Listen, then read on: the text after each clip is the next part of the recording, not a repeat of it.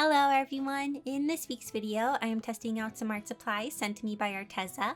I will also be giving some tips for when you feel like your art is not improving. So Arteza was super awesome and sent me some more art supplies to try out, so let's see what I got this time. First we have this 2-pack of holographic glitter.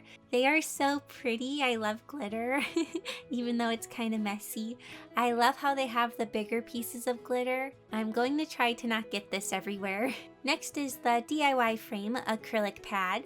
It is 9 inches by 12 inches and has 20 sheets. What makes this paper really cool is that you can fold it and then it makes it look like it's framed. It kind of looks like a wrapped canvas. Once folded, the work area is 7 inches by 8.6 inches. And lastly, we have the 20 set of acrylic paint markers.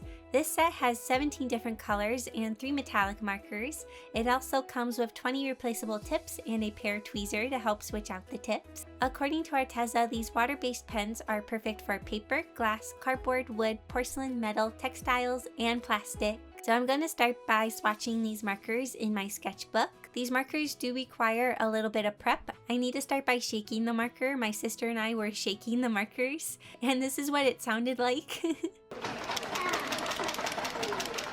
After shaking the markers, I need to press the nib into the paper and push the marker up and down.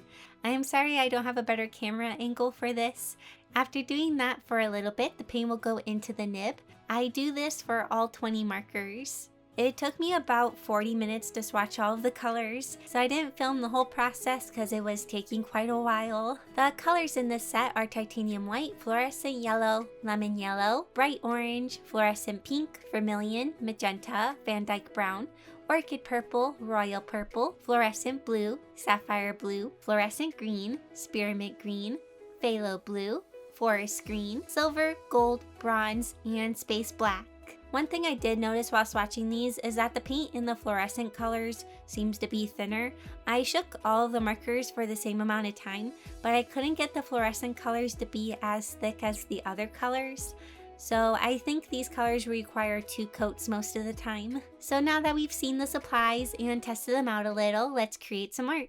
I sketched out my idea that I had on the computer, and then I printed it out and used my lightbox to draw the picture on the Arteza acrylic paper. This piece that I'll be working on is inspired by synthwave music and other retro stuff.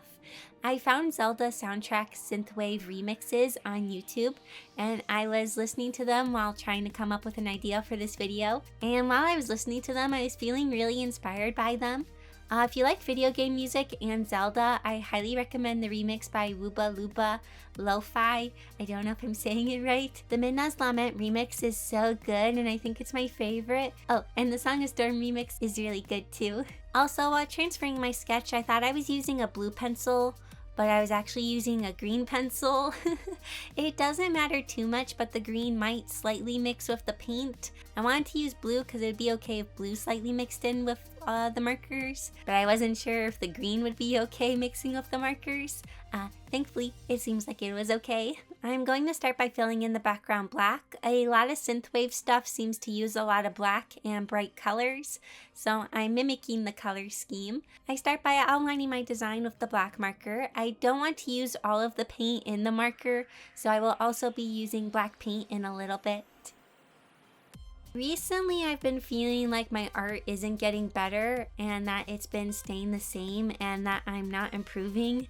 It can be really frustrating to feel like your art isn't improving or getting better. So I was feeling kind of down about it. People often ask me why their art isn't improving, or they say that they've been drawing for years and that they haven't seen like any improvement. So I thought I would discuss this feeling of like we're not improving in this video. After filling in the background with black, I used lemon yellow to fill in the shape in the background. This time I decided to change the marker tip to the chisel nib, and I really like the chisel nib. I can be a lot more precise with it. So the first thing I have to say about if you feel like you're not improving is that you just don't see it. It can be really hard to tell in our own art that we're improving because a lot of the time our improvements are slow or incremental. It's like when you see someone every day, you don't notice the little changes in them, but if you look at a picture of them from a year ago, you can tell they look a little different, or maybe a lot different. The same thing applies to our art. When we're seeing it all the time, it's hard to tell where we're improving or how we're improving. This is why it's important to keep your old art so that way you can go back and see how you have improved.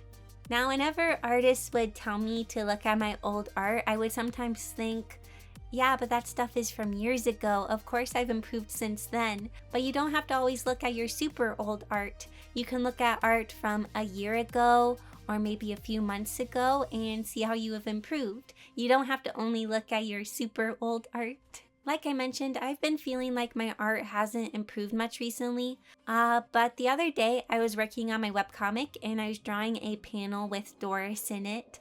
I kept feeling a sense of deja vu while I was working on it, so I went back and looked at old chapters.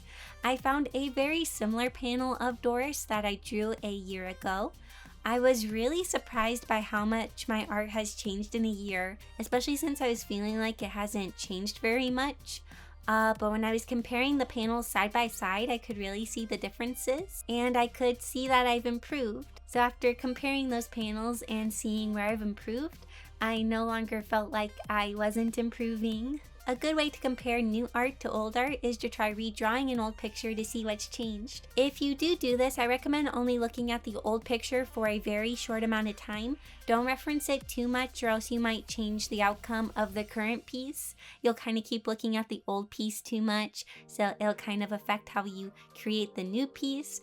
Whenever I redraw pictures, I only look at the old picture for like a minute to kind of remember the details and stuff, and then I put it away and I don't look at it anymore. So I've been going in and filling in the colors for the picture. Filling in the flat area with these markers is pretty easy because they lay down really flat. I was using the fluorescent colors, and like I mentioned, they are thinner and don't go down as flat, but after going over them a second time, they get much more smooth. One thing that was a little annoying is that the markers kept eating up the paper a little bit and making little clumps of paint covered paper. They're like these little lumps and they'd get stuck to the paper and stuck to the nib. I had to keep cleaning the nib very often to keep it nice and clean and not have the little paper bumps on it. So that was a little annoying. Like I mentioned earlier, I get comments from people saying things like, I've been drawing for years and I haven't improved at all. If you've been drawing for a long time but you're not seeing much improvement, I want you to ask yourself these questions. 1. How often are you drawing? I'm going to give an example. Also, the times I list are just hypothetical. I'm not saying you need to practice this much to improve. So let's say there are two people, Bill and Tim. They have both been drawing for 1 year.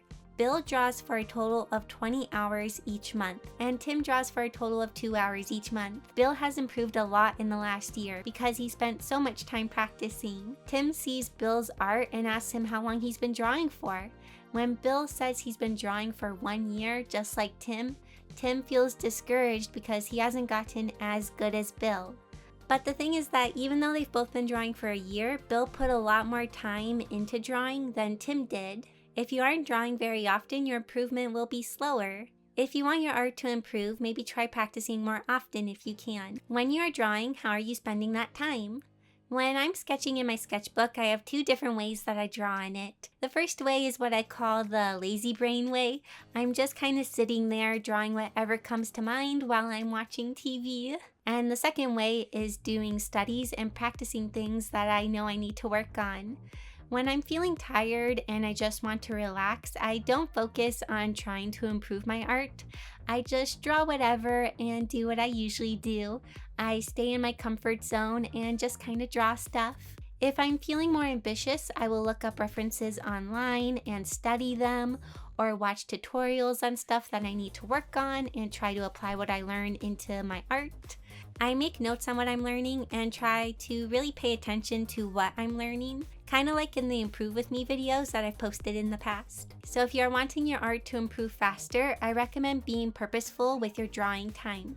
Try to work on areas you know you need to work on, study from references and take notes, If you're only spending your drawing time drawing things that are in your comfort zone, or you're kind of just drawing the same thing over and over, you won't improve as much in other areas.